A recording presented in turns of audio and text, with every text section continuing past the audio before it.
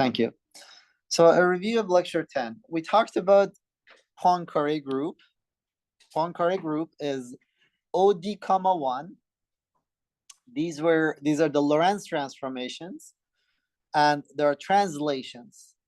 So the Lorentz transformations act on vectors as lambda mu nu plus a mu, which are the Poincare transformations. So we write the Poincare transformations as combination of a lambda and a. Good. So we said that in even dimensions, Poincare group has OD comma 1 has 4 disconnected parts, right? Even space-time dimensions. Sorry, I should mention that. So when D is odd, we have 4 disconnected parts. And the way we go between these disconnected parts is there is a part of the Lorentz group, sorry, I'm talking Lorentz group, right? That's connected to identity. We gave that a name, SO plus 3 comma 1, right? So this is SO plus comma 1 connected to identity. You could apply a parity or time reversal, right? Because D is 3, parity changes the sign of the determinant. Determinant of lambda becomes -1. Determinant of lambda here is 1. Good. When you apply T, it changes the sign of lambda 0, 0, right? So you could do this, you could do T. Clearly, this direction is a Z2 group, this direction is a Z2, right? All right, so there are 4 disconnected pieces. We talked about the piece that's connected to identity. We gave this a name. What did we call it? We called it the restricted Lorentz group. And we said that when D is 2 or even, there's only one Z2, right? The reason is that parity does not change the determinant, right? Okay, very good. What else did we say? Oh, yeah, no, that's good.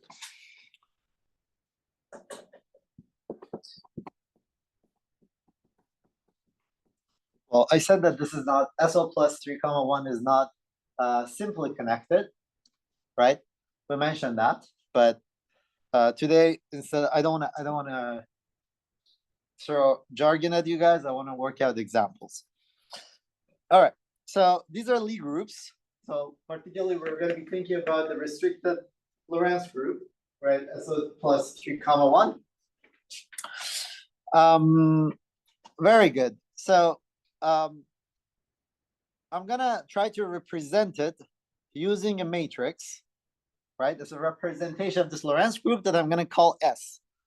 This is a Lie group, so I can expand it around identity because it's connected to identity, right? And what I find are these generators, J mu nu, and in general P mu, because I have included if I include translations as well, there will be P mu. But if I'm just talking Lorentz algebra, restricted Lorentz group, this is the J mu nu are the generators of the Lie algebra of the restricted Lorentz group, which we usually write with this little font, so plus 3 comma 1.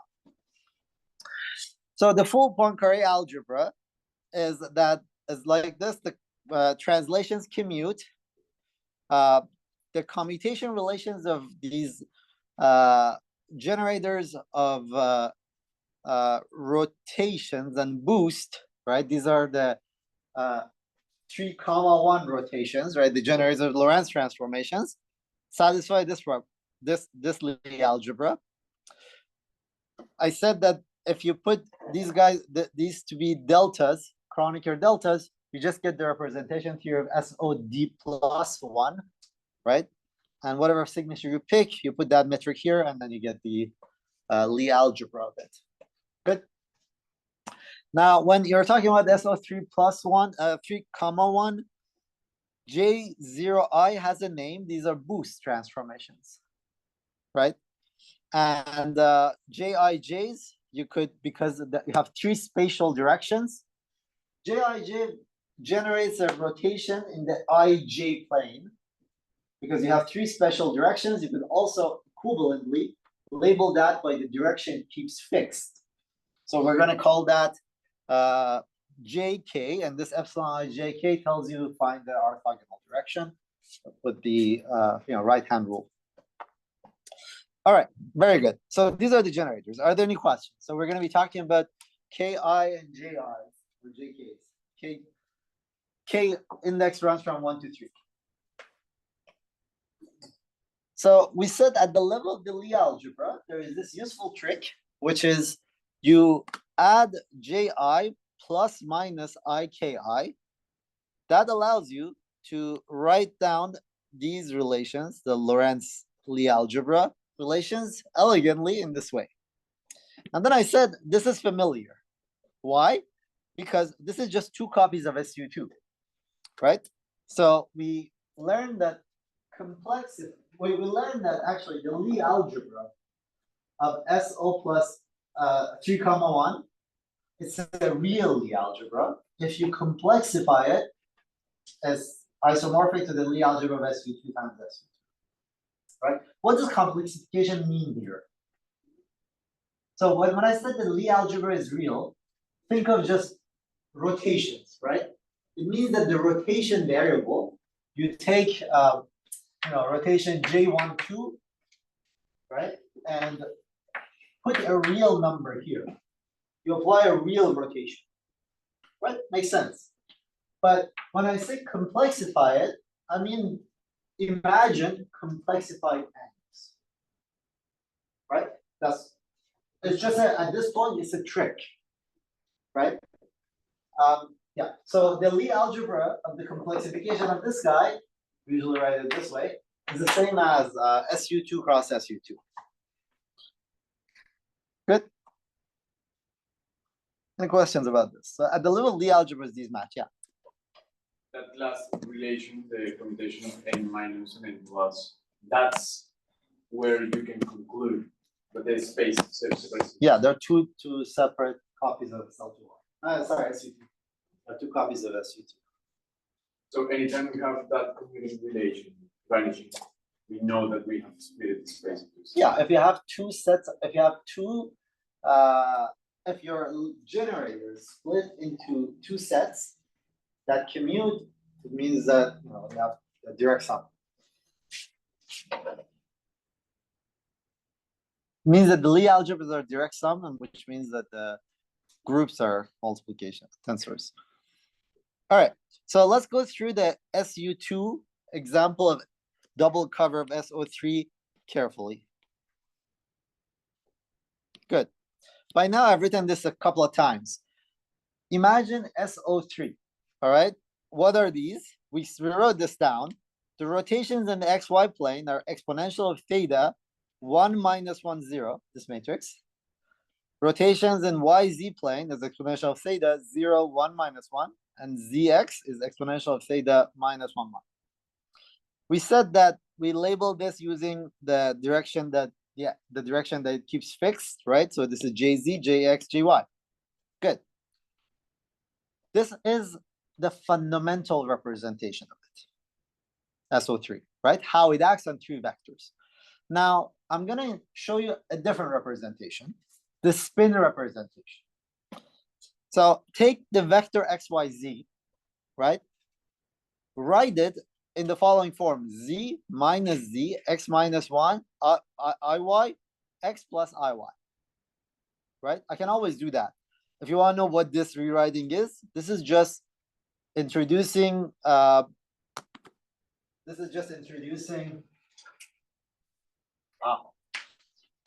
vector, which is Pauli matrices, right?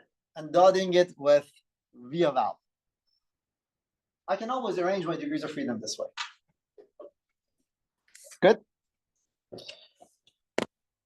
Now, it's easy to see that when you act on this V by Rxy, while these X and Y and Z's change, the same transformation could be done viewed by applying this SU2 matrix on the left and the dagger of it on the right on this representation.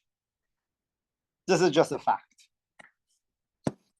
So if you want to know what happens when you apply, well, actually, let me just show it here. E to power of theta 1 minus 1, 0, apply to x, y, z. Apply it, you get a three-dimensional vector. Write it this way. That 2 by 2 matrix is the same thing as applying e to the power of minus I theta sigma z. This is a 2 by 2 matrix to this guy multiplied by the dagger of it on the right.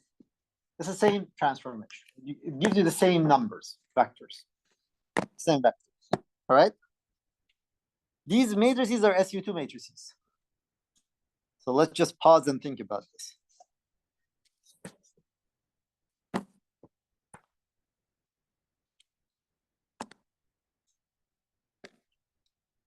Do you see what is happening actually?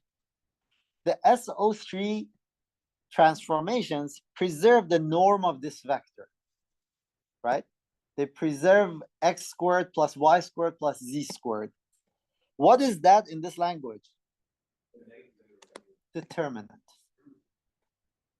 right? So I went from real 3 by 3 matrices that preserve the norm to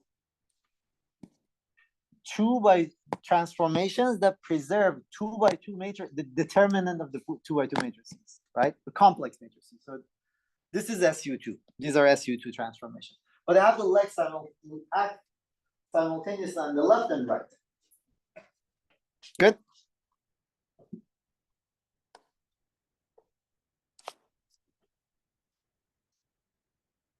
All right. Now, what the hell is a spinor? Spinor representation is the following. Here, I just talked about the three-dimensional representation. Alternatively, I can talk about a complex two-dimensional vector representation where I apply the same representation matrices from the left. That is called a spinor, a Pauli spinor. This is not actually a representation, it's a projective representation of the SO3. How do you see that? Well, apply, what is the difference between, so what SO3, SU2 is a double cover of SO3, right? If I rotate by 2 pi around some axis, for example, z-axis, this is a spin half, it will come back to minus 1 of itself. How do I see that? Well, exponentiate this guy, e to the power of minus I, 2 pi times sigma z. Sigma z has half in it, so the 2's cancel. You end up with e to minus I pi, 1 minus 1. That's minus 1 minus 1, right? So the vector picked up a minus sign. These are not space-time at all. This is just some sort of imaginary, this is not space at all. This is imaginary representation space, right? Good. So a representation of SU2, spin half representation of SU2 gives, in this case, a projective representation or a spinor representation. It's not a representation of SO3. Good. Every time you find yourself confused with spinors, come back here and think about this example. It doesn't get more explicit than this. So this double cover thing is the origin of spinors in quantum mechanics. Well, actually, spinors. Any questions about this? Because then next thing I'm going to do is I'm going to repeat this for SL2C being the double cover of SO3, 1 plus.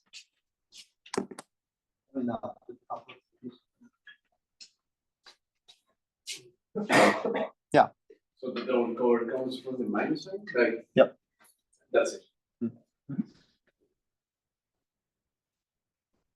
Why? Because if you go for 4 pi, you pick up plus 1, so you're back.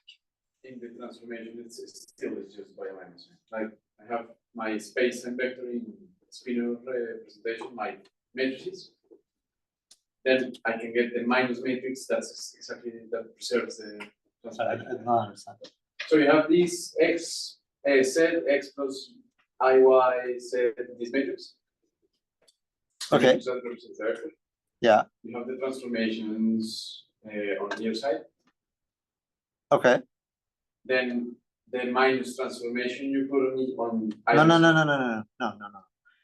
What I did was I started with a representation of an actual honest to goodness representation of SO3, a vector representation. That thing, as I go around by 2 pi, I come back around because it's SO3, right? Then I wrote down all such transformations as a 2 by 2 matrix sandwiched with SU2 matrix on the left, SU2 on the right. So what I learned from this is that SO3 could be represented using SU2. Yes. Then I took a leap. I said, now I'm just gonna pick any representation of SU2, right? And it becomes a projective representation of SO3 because it's a double cover. As I go around by 2 pi, I pick up minus. Yeah. If I pick the representation such that going around by 2 pi, I pick up a plus sign, that is an SO3 transformation. Right?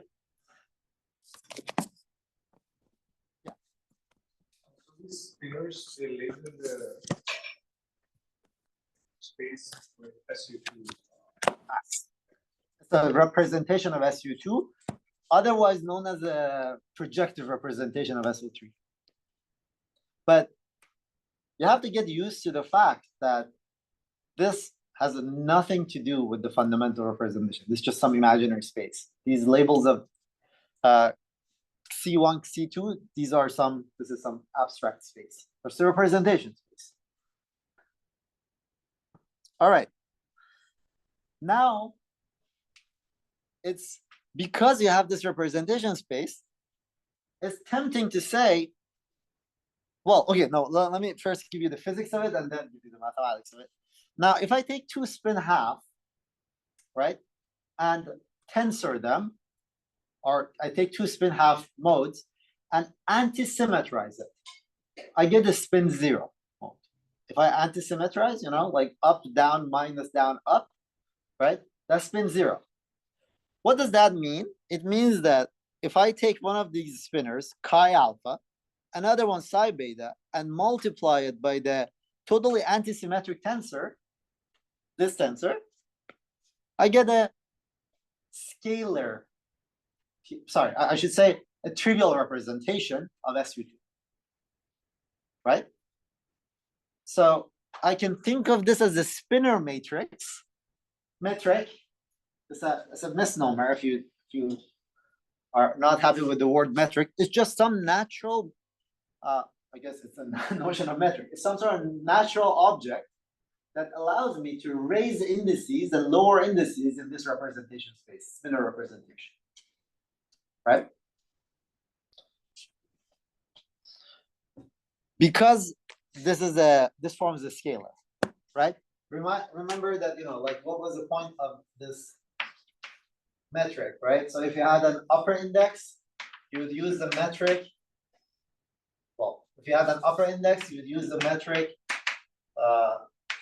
to lower the indices so that when you multiply these two guys, you get something that's scalar, right? So this is G mu nu, V mu, V mu. The idea is similar. You have SU2 representations. You bring 2 of them together. You use the epsilon tensor to construct the scalar, right? So immediately, you realize that, okay, so this guy is another representation. That's one point.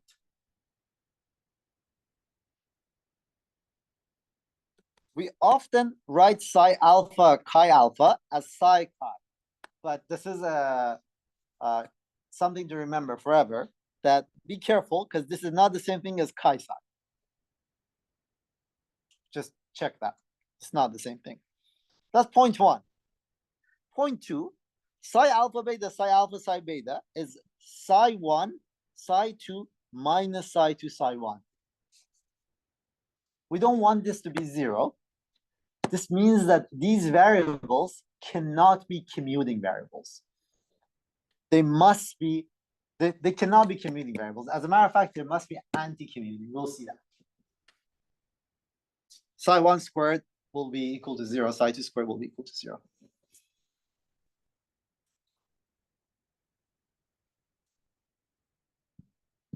Now, this is my spinor, Pauli spinor. How does it transform? Under representation of SU2, there is an SU2 matrix SU2 matrix that acts on it on the left. When I define the upper index thing, right? This is, I can think of it as a matrix epsilon multiplying my psi vector. So this is a mu spinor. It's a different representation. How does it transform?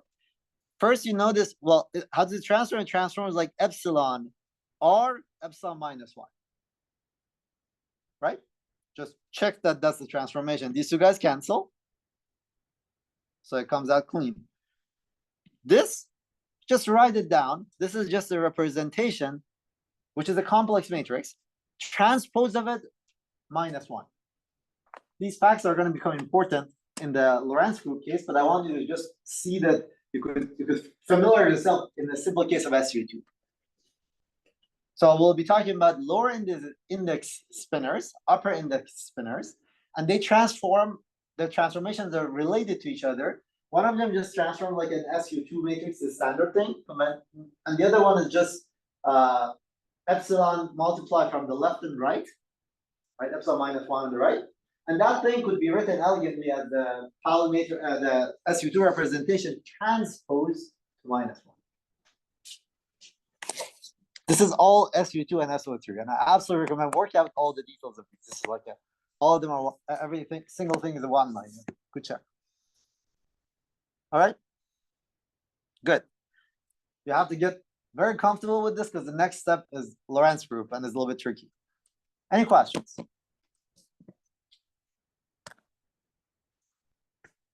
Can you clarify what's the difference here with the transformation with the upper index?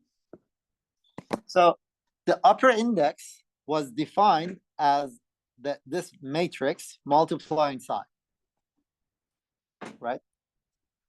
So if I want to, psi transforms as r epsilon, right? Here's how it goes.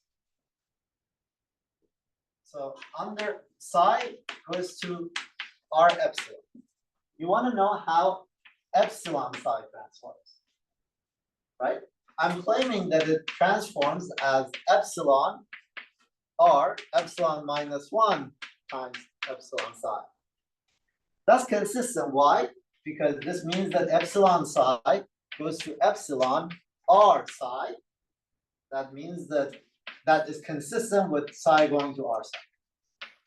Right? I just took psi going to r psi, multiplied an epsilon here, and then epsilon minus 1 epsilon here. That's all I did. But then the next step is just, it's a matrix 2x2 matrix algebra to check that this is the same thing as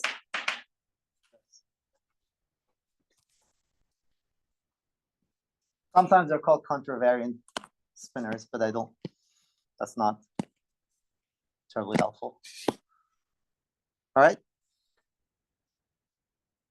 Okay. Any questions? Next, I'm going to repeat this exercise for the case where SL2Z is a double cover of SO3, 1 right?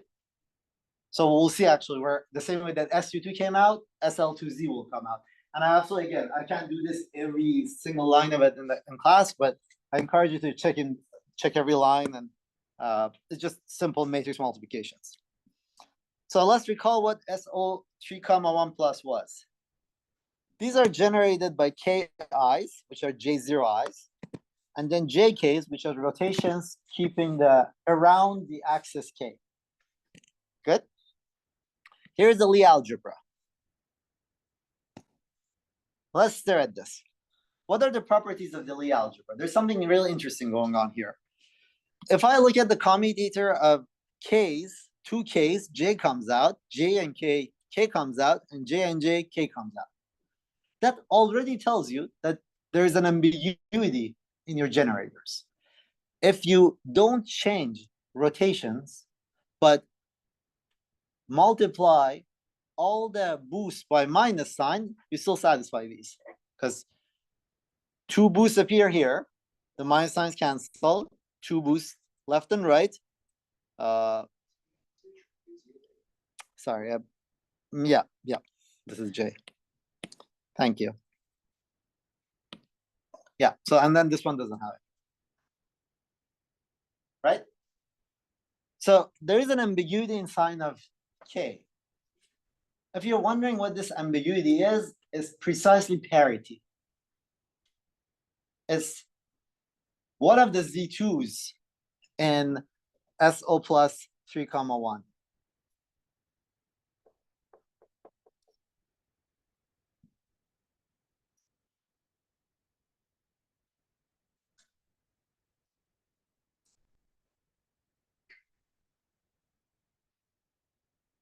So what is parity? Parity is a transformation. I think it's probably historically, usually people talk about parity, but you could also talk about time reversal. And I think time reversal actually would be nicer. But anyway, consider the parity transform, which is txyz going to t minus x minus y minus c. Right? What does that do to these transformations? It basically multiplies k's by minus sign and not j's. Do you see that? If you have the rotation in the xy plane, if you have some rotation in xy plane, and you flip y to minus y and x minus x, you still have the same rotation. The rotation hasn't changed, the sign of it. Another way of saying that is that the generator of the rotation is xi del yj, right, minus xj del xi. So if you multiply both of them with minus signs, right, nothing changes. The generator doesn't change. However, the boost generators have to do with J0I. So it will pick up a sign. This is parity. Now remember what our definition of this complexified Lie algebra was. This was Ji plus minus I Ki. So this switches the left-handed spinors and right-handed spinors. Parity, right? Under parity, the SU2 swap. You swap the SU2s. Left-handed becomes right-handed, right-handed becomes left-handed. All right? Let's think about this for a second. Let's make sure that everybody is on the same page.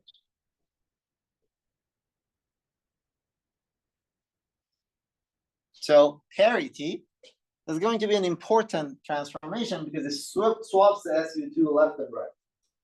And we saw that it appears as flipping the sign of boost, but not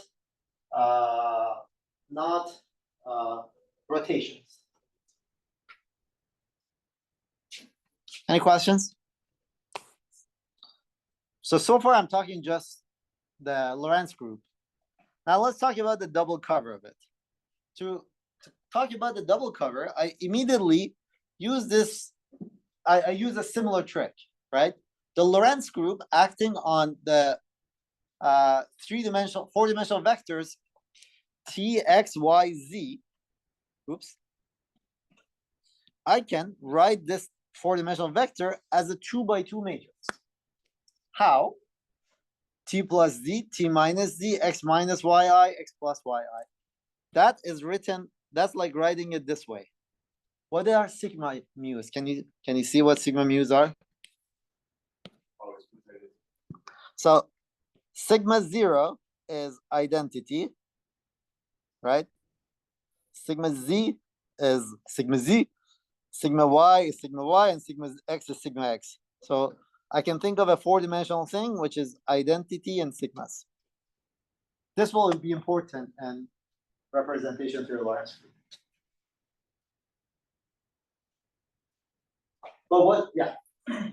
So, when you say that, we can express a three-dimensional vector in terms of this two-dimensional, Complex. Yeah. So we were just like changing from vector space to complex. That's it, right? That's all. I had a bunch of degrees of freedom. I was writing them in the vector. They're independent degrees of freedom. I'm just gonna write them as independent degrees of freedom of two by two complex matrices. Earlier when we were taking years only x, y, z, and then we were taking the direct product of the poly matrices and the scalar. That time where we taking into account identity because sigma 0. Yeah, we don't have identity over there. But now we have identity. Correct. So one thing that's interesting here in this rewriting is that what is the forget the name of this. The Minkowski norm of v mu is t squared minus x or minus t squared plus x squared plus y squared plus z squared. What is that? The determinant. So I end up with complex 2 by 2 matrices that have a unit determinant SL to Z. SL to C. It's a double cover of that actually. So these are SL2C matrices for now. Yeah. Can you repeat what you just said? We end up with matrices. That are 2 by 2. They act as linear transformations. They're complex values. SL2C. Yeah.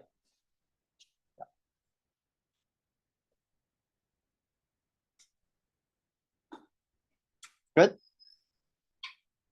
These are the elements of SLC. No. The V was a vector representation. So no elements. Sorry. Elements of SL2C will act on the left and right side of this, keeping this v mu fixed. So those elements are going to be SL2C. I'm just going to draw that instead. Like the same story as before. SU2, what it was doing was that it was keeping this, I forget, z minus z, x minus iy, x plus iy, right? So it was acting on the left and the right dagger of it, such that x squared plus y squared plus z squared was fixed, right? Those elements are actually, in that case for SU2, here they are SL2C. So here they are. But in the interest of time, I did not write down the whole chart. You can, because I'm giving you the chart, everything about it. But what I'm going to do is, when I apply, again, copy paste, an analogy with what I did before. When I apply Lorentz transformation on this vector v mu, this is how it transforms.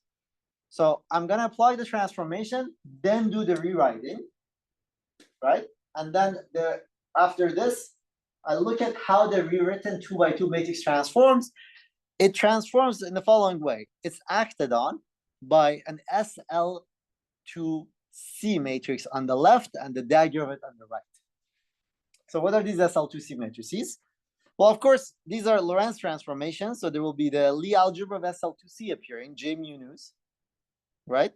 And then this is an antisymmetric parameter, tensor, right? As it should. Yeah.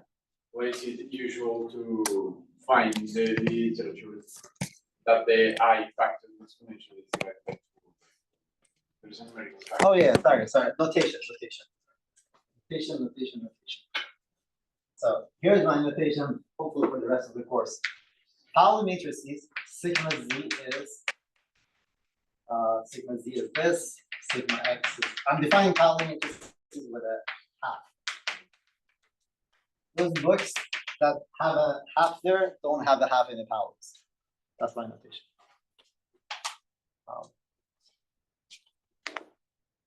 I hope I stick to that notation. Because I'm wondering whether some other place I might have used different notation.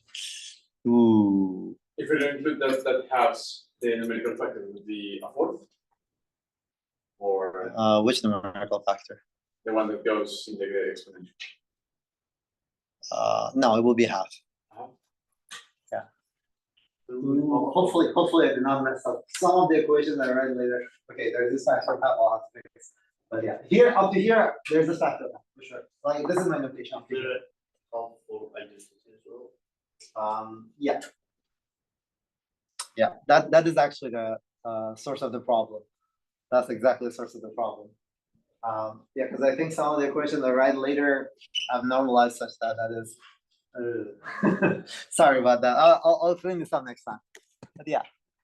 Those generators of elementary then basis for it. So You know what? Actually, sorry, just 1 second. Let me put the half here because I think if I do the half here, I'll be consistent with everything else. This is my notation. And identity is identity. Yeah, I think this is probably my notation because I'm pretty sure later on, let's see, I wrote, yeah, here there will be a half. These are all halves. Right, that is actually pretty much it. Oh, you see where it came from, right? This is the origin of it. Right, so yeah. Good. All right, very good. one question. Yeah. How do you arrive at the conclusion that J and K are integers for me? Oh, I haven't told you yet. But well, actually, how do you come to that conclusion? You can work out the left-hand side, you write it, you take a big piece of paper, you write every single case, and you learn that this is the transformation. I take the left hand side as being the Lorentz transformation. You have a vector, T, X, Y, Z. I told you how to write it as this 2x2 matrix, T minus C plus CT minus Z, X minus I, Y. I already forgot. Okay. Apply lambda mu here, you get something, write it in this form, and now you have a matrix. You want to write down this the new matrix as something on the left, multiply this, something on the right, diagonal. To find that these are the matrices. Brute force. Well, yeah, but there's group theory behind this. Brute force will, oops.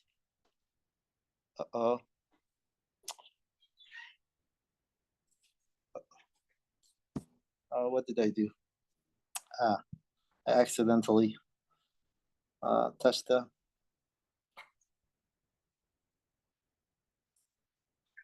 All right. Good. But now, what are these matrices? These generators. It's more elegant to write them in terms of Ji and Ki's. And when you do that, you find that Ji's are sigma i's. Now, Ki, you have two choices. You can have it to be minus sigma I, or minus I sigma I, or plus I. Minus I sigma I, or plus I sigma I. That's a choice. That's an ambiguity, right? That's just parity transform. Good? You're with me?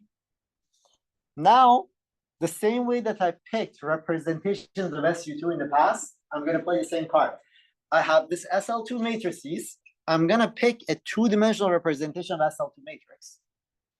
If I choose the sign of Ki to be minus, I'm going to call this guy a left-handed Weyl spinor. When the two-dimensional representation, I'm going to call them Weyl spinor.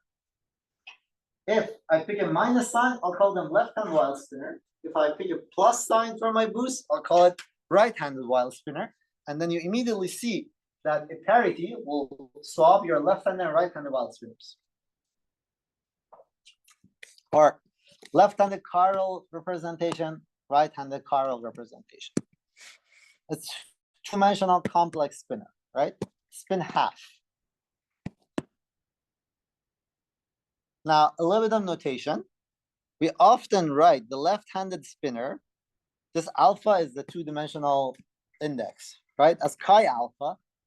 And then the right-handed one, we put a bar up here to remember it's right-handed, and then alpha dot so that we don't confuse the notation, the labels. What is left-handed and what's right-handed. Right-handed ones, we write them with alpha dot. This bar is just a notation for right-handed. Some books use a little capital L here, capital R here. But this is a very common notation. Good.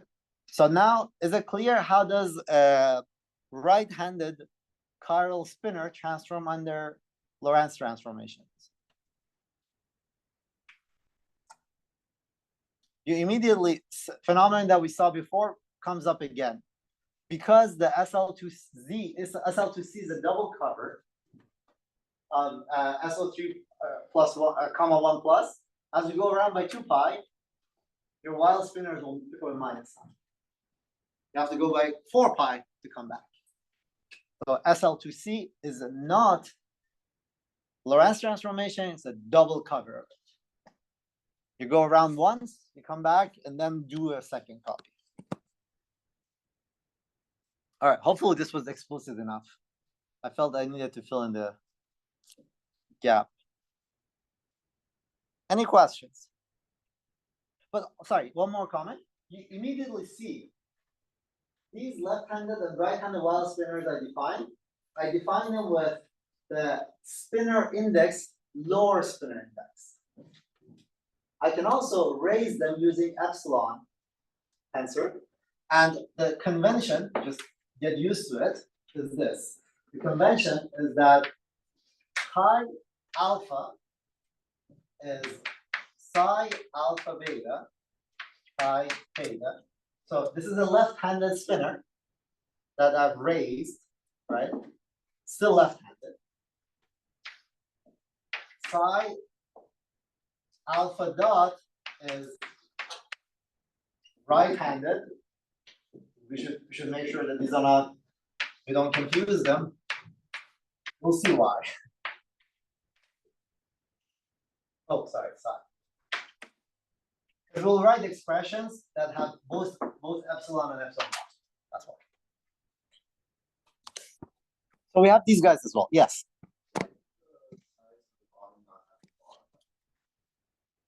Why does the say psi on the? Well, oh, sorry. It does.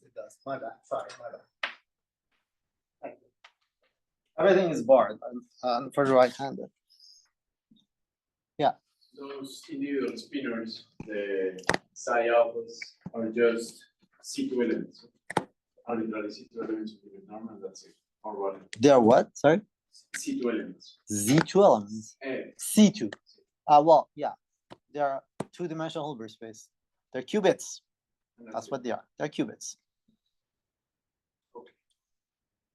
So I have to know beforehand which is the handedness that I'm working on, or I'm doing representation theory of SO3 plus comma 1. So this is Lorentz group in 3 plus 1 dimensions, right? What you call left-handed, what you call right-handed is arbitrary. Why? Because parity will switch it, right? So you pick a notation, you call some of them left-handed, some of them right-handed, but remember that parity will switch them.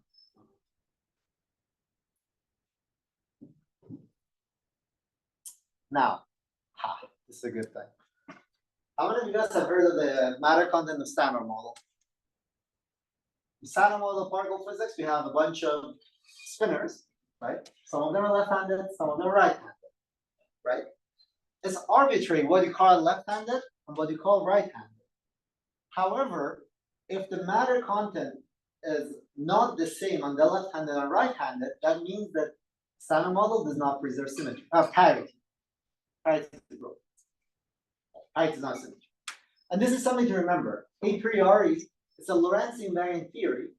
It didn't have to be parity invariant. It's perfectly consistent to have a theory that is Poincare invariant, but not parity invariant, right? Or time reversal invariant. It's a choice because the part that's connected to identity is SO3, 1 plus. That has nothing to do with parity. Parity is just when you take, it's what takes you to the other side, right? Scalar field theory is of course parity invariant, but a chiral theory is not. Good. So we do talk about quantum field theories that are not parity invariant. That's perfectly fine. Or field theories. I don't even say quantum at this point. Any questions? Yeah.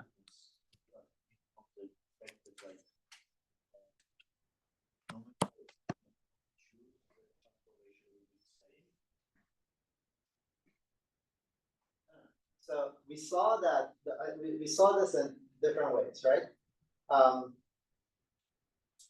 We saw that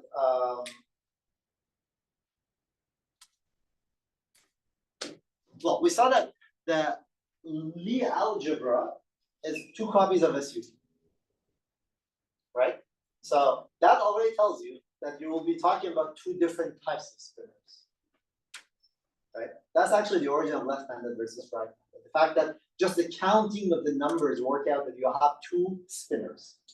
Now, what we're talking about here is the Lorentz transformation. You could write them in a basis. It's called the chiral basis, such that the left you call what you call this two-dimensional. Well, you'll see in a bit actually, or maybe next lecture. That the two-dimensional vector that you call the left-handed chiral fermion or spinor.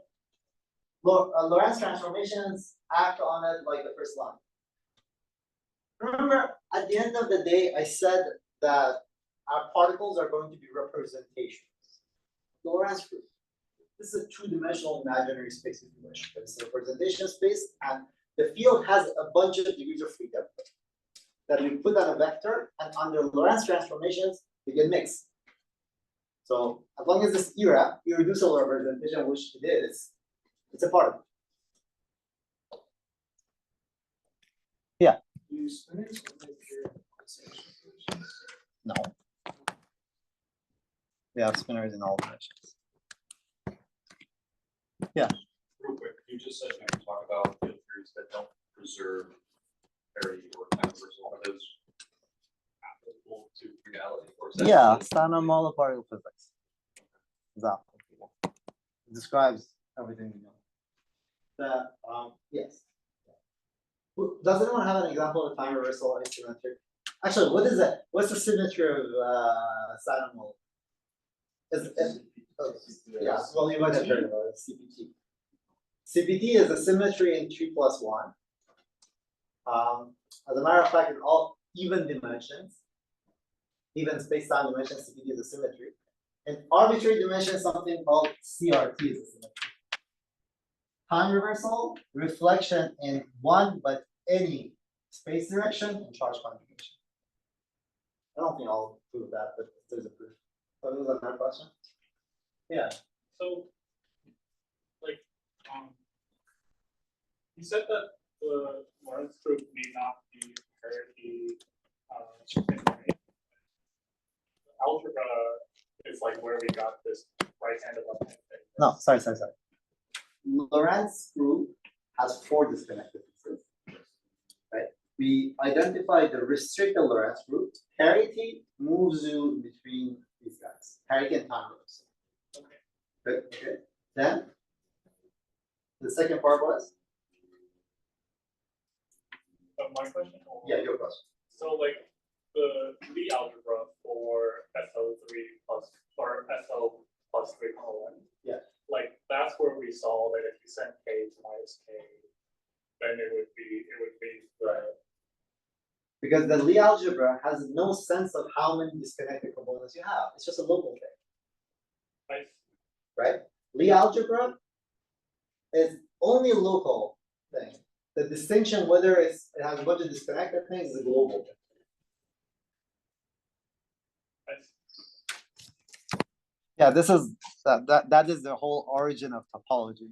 So we talk a lot about topology means something global that's not visible locally. That's basically it. Yep, very good. So this is still Oh, of course. They're all Lie groups. They're all Lie groups.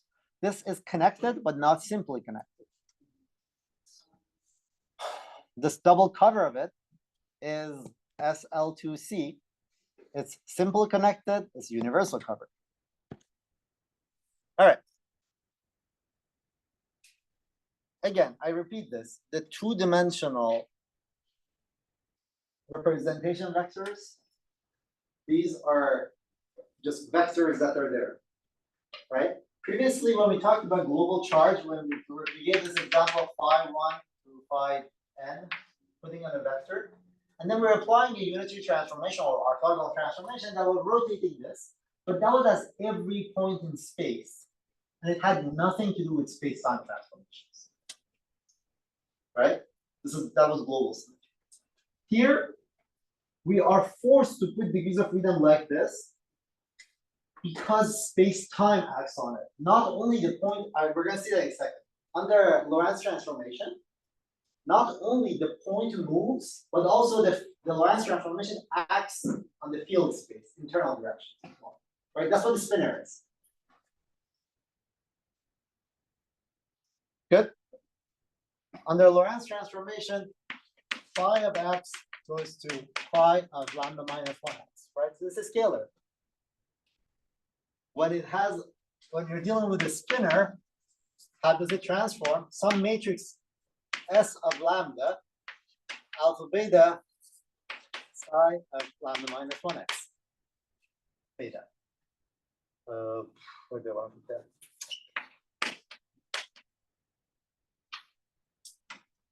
Right? Good.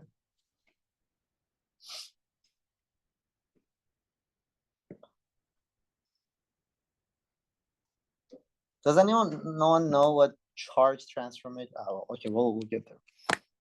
Okay, all right. So this was exactly my next point.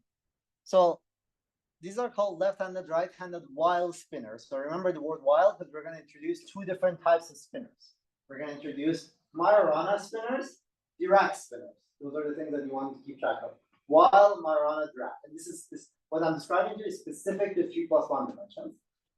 There was a question about like whether spinors exist in all dimensions. You have to at least two-dimensional space to have spinors, right? Actually, sorry. No.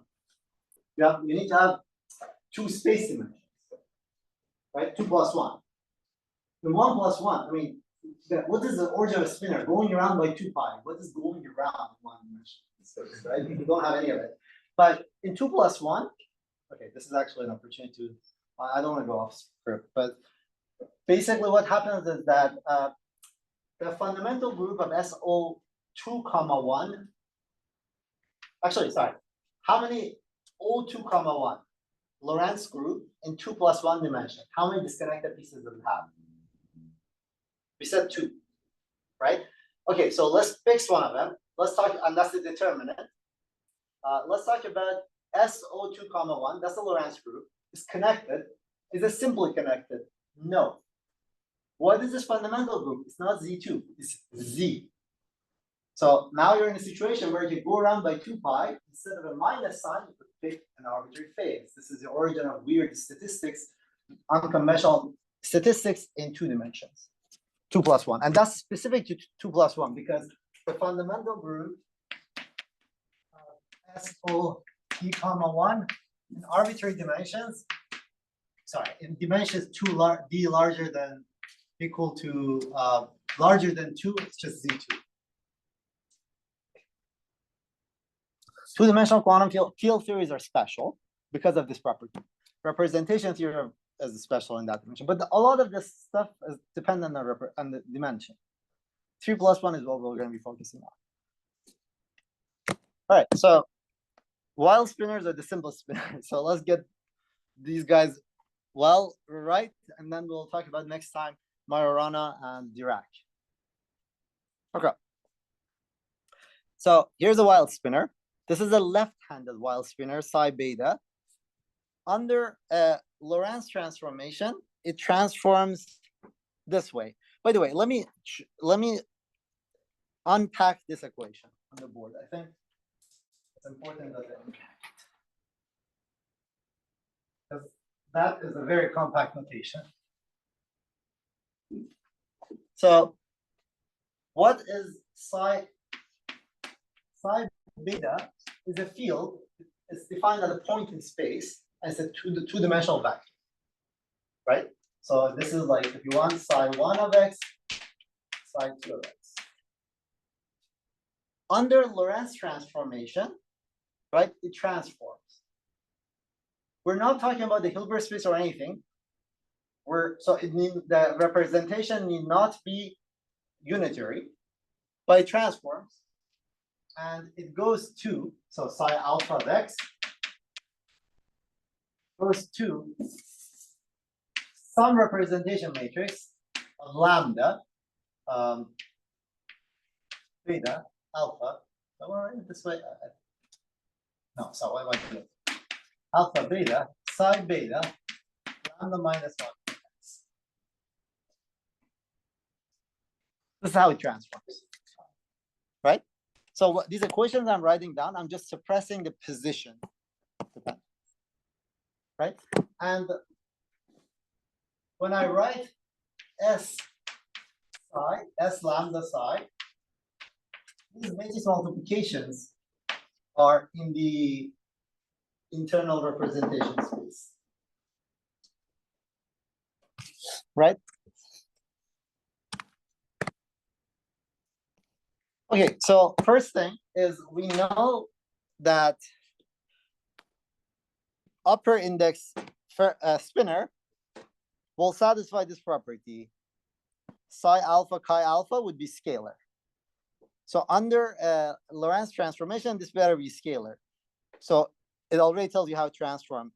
Chi transforms by multiplication by S from the left. The upper index one should be transformed as multiplication by S minus 1 on the right. That's the only way for this to be scalar, right? So here's how the upper index transforms.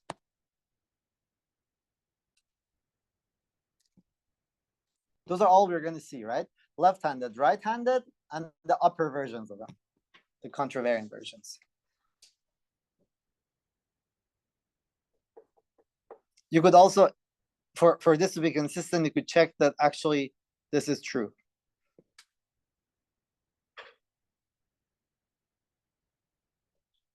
But you know that's true.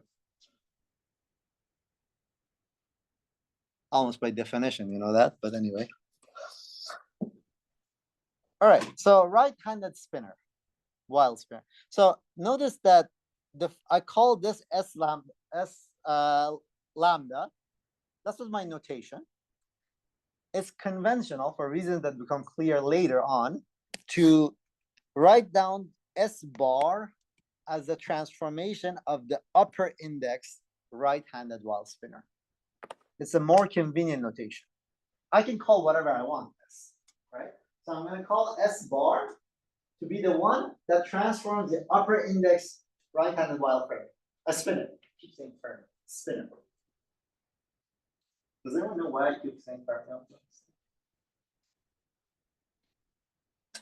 The spin statistics theorem will tell you that when you say fermion, you're right. Sorry? No.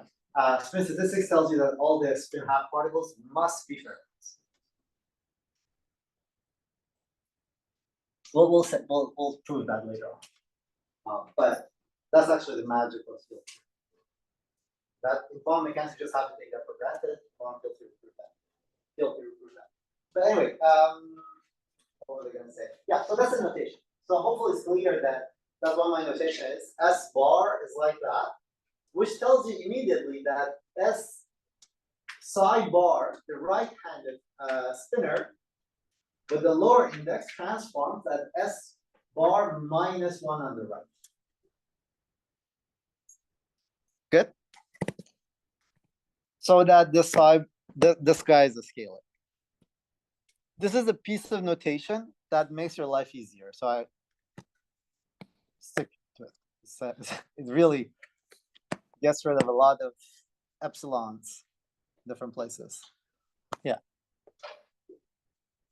Okay, that I don't understand what that alpha dot. I mean, you're taking the transformation of the spinor. Yeah.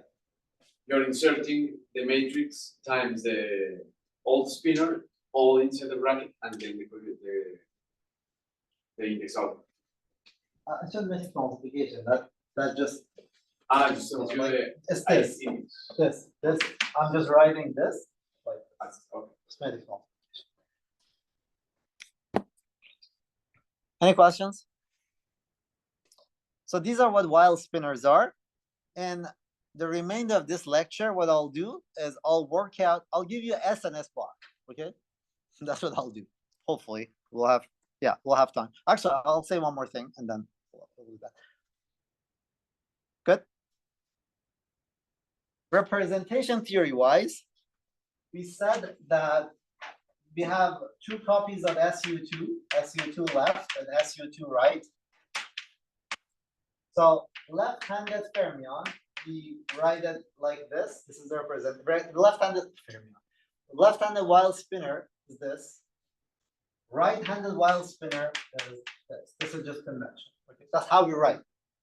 Why? Because representation E-reps of SU2 left times SU2 right are labeled by two half integer numbers.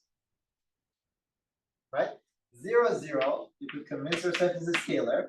Half 0 is the left-handed Weyl fermion. 0 half is a right-handed Weyl fermion. If you pick a random book, most likely this is a notation. Some books have a different notation. Instead of putting J here, they put 2J plus 1, 2J plus 1. Why? What is this? The dimensionality of the Hilbert space of the representation of spin J. Right? So sometimes you see this as 2, 1 as a two-dimensional Hilbert space corresponding to a spin half on the left and a one-dimensional Hilbert space corresponding to no spin on the right. This is the notation I put. Actually, wait a second. No, I take my words back. Well, this is more common in the context of Lorentz group, but this representation is nicer. Does anyone know why this notation is nicer? Because you're not always dealing with SU2, right? So it's nicer to just have the dimensionality of the representation. But the half 0 one is usually the argument. Oh, and another thing that I'm going to say in the remaining minutes is that half is a Lorentz vector. We'll see that in a second. Actually, I already explained this. So what's a Lorentz vector? It's V0, Vx, Vy, Vz. I wrote it as a 2 by 2 matrix. And I showed how it transforms under SL2C. Now it's, I guess, a homework problem for you to see that this is like having one spin half left-handed and one spin half right-handed.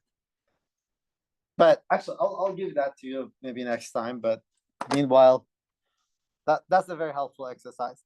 So what is this? This is like taking your V mu.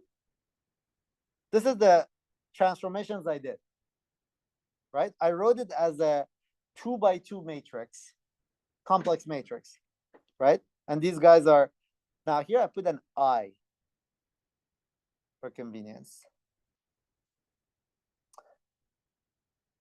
This V alpha alpha dot is the representation we're talking about.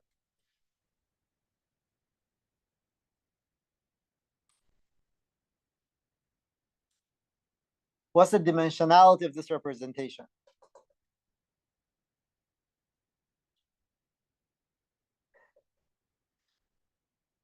Come on, guys, you know that. What's the dimensionality of this representation? 4.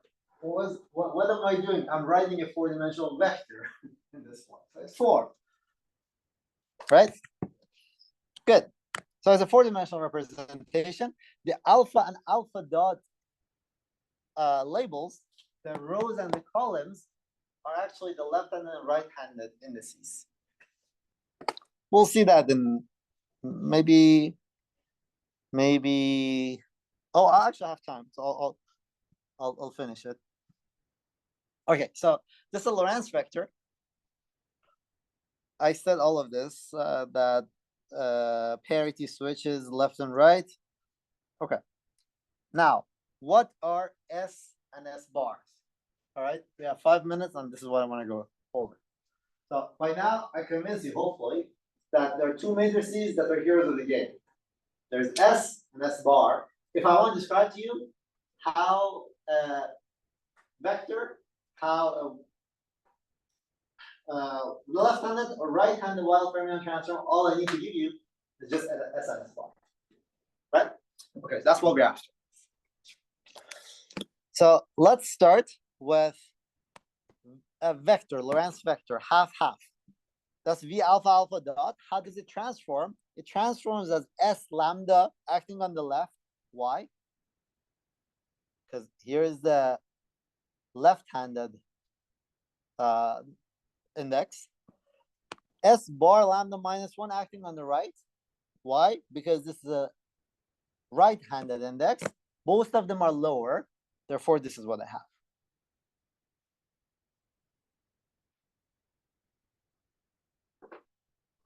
All right. So what's convenient is to define this. Previously, when I was defining my, in this business, when I was writing this as 4-dimensional things, the notation I used was identity and sigmas. It's more convenient to define this guy with an I, and then sigma bar has a minus sign. Do you see how to go between the two? How are they related? Parity. Yeah. Because I'm gonna contract the sigma mu's with my v mu's. The minus sign is I can either think of it as acting on the spatial directions of my vector. All right. So that's sigma bar. All right. So let's come here. What are S and S bar? These are Lorentz transformations, right? There are Lorentz transformations. So all I need to give you is just a generator. These are exponential versions of the generator. All I need to give you are the generators. What are the generators? S lambda has a generator which is sigma mu nu. It's a 2x2 matrix. So be careful with the indices, right? Mu nu are the indices of which transformation we're talking about, and these are representation indices. Okay, so these run over 1 and 2. These are 4-dimensional.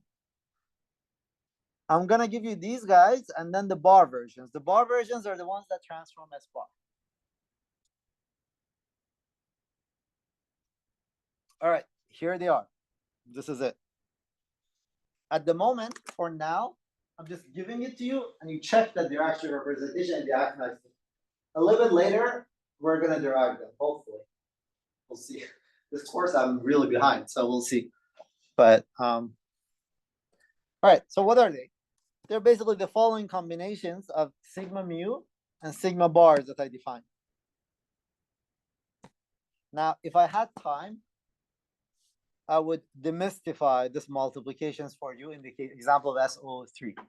So the whole example of SO3, I could have done a more elaborate version and write things in such a way that there are two types of sigmas that I'm multiplying, blah, blah, blah, but we don't have that time. So I recommend there are a beautiful set of, if you just YouTube representations of Lorentz group, you get a gazillion different videos. Some of them actually, a typical video that focuses on the connection between SO3 and Lorentz group goes over this in like charts. You'll see all of them. But This is the way that the transformations are constructed, right? So let's pause. We're at the end of this lecture. Let me pause and just make sure that everybody understands what we have described today. What we started by describing is SO3 and its double cover SU2. SO3 are the set of transformations, real transformations, that act on the real three-dimensional vectors, keeping the norm of the vector fixed.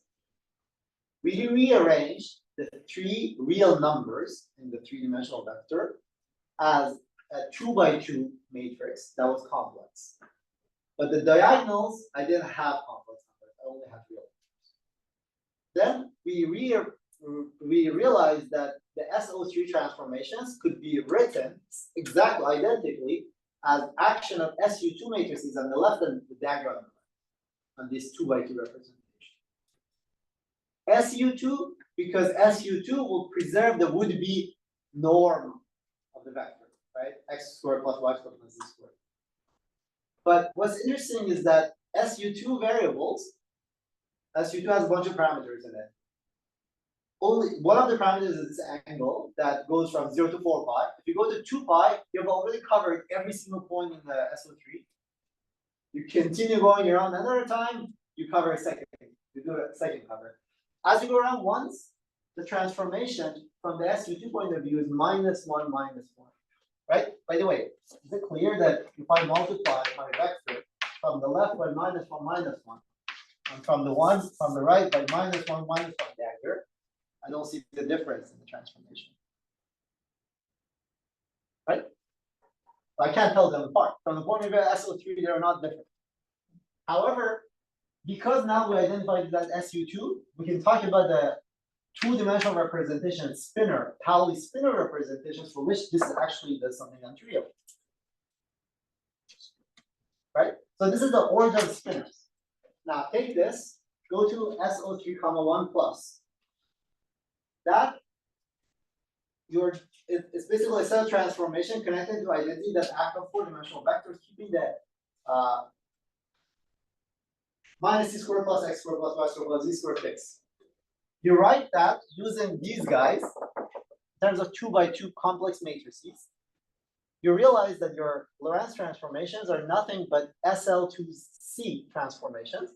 But again, SL2C will have a variable that runs from 0 to 4 pi. Up to 2 pi, you go around once. You pick up this -1, -1s. Well, there are actually two sets of, but it doesn't matter. You pick up, there are two sets of these guys. And then you go around twice, you come back with. Okay? So that's the origin of spinors. Now, in this case, what you end up with are left-handed spinors and right-handed spinors. And we saw that parity switches the two. This had to do with the fact that there was an ambiguity in Lorentz generators in boost with a minus sign. Parity is responsible for that ambiguity. Right? So we define the left-handed two-dimensional vectors, while left-handed Weyl spinors is a two-dimensional representation of SU2 that transforms, of SO3, 1 plus, that transforms as this with the minus sign of k and the other one with plus sign of k. It transforms with these S matrices. I just gave you what these S matrices are. These are explicit. So what is this S matrix? This is a 2x2 matrix. You name a generator of Lorentz transformation. I looked this up. This is a 2x2 matrix for a fixed generator. I act on my left-handed spinor. You want to know what, I don't know, some boost does to a left-handed spinor. What is boost? J0I. You set mu to 0, mu to I. This is a 2x2 matrix. You act on it, you get the transformation. That's a left-handed spinor. If you have a right-handed spinor, you take the same thing. You take the same thing, a two-dimensional vector. How to calculate the action of rotation on a two-dimensional right-handed spinor?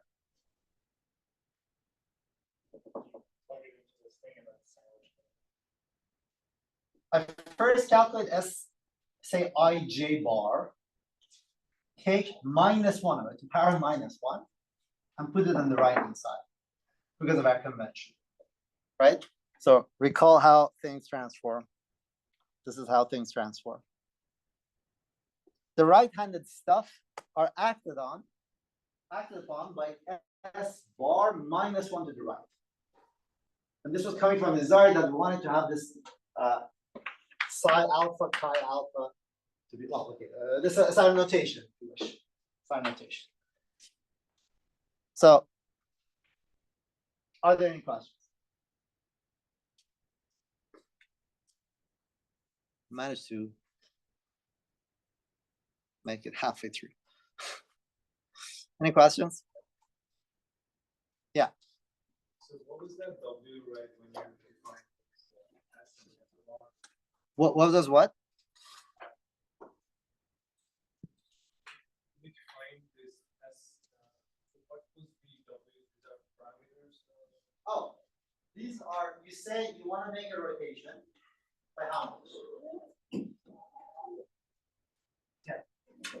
Say S bar. Why is it just? It's like, I mean, S bar has the. This bar is just notation. Bar is just notation. Some books, because they anticipate such confusion, some books put left and right, left and right. Shrednicki does that. But S inverse with or without the bar. Okay. Sorry, what was the question? We have S bar. Isn't Yeah. it just S with the epsilon tensor? No, not at all. S bar, I give you a definition for it. So S bar is the exponentiated version of sigma bar. And here are sigma bars. That's why I gave you two definitions. Right? Now you're absolutely right that they're related. But at the moment, I don't want to discuss the whole complexity of the representation there all at once. I'm just giving you these representation. I could check that, sadly check to see that it works. Later on, again, this is not a course in group theory, but later on, I'll try to actually give you a little bit about that. Does anyone know how these are found? How do you, if you are to construct a representation theory of Lorentz group in arbitrary dimension, what's your starting point? Okay, well, we'll get there. Dirac algebra. So you look for Dirac matrices. But any last questions? If not, thanks so much, guys.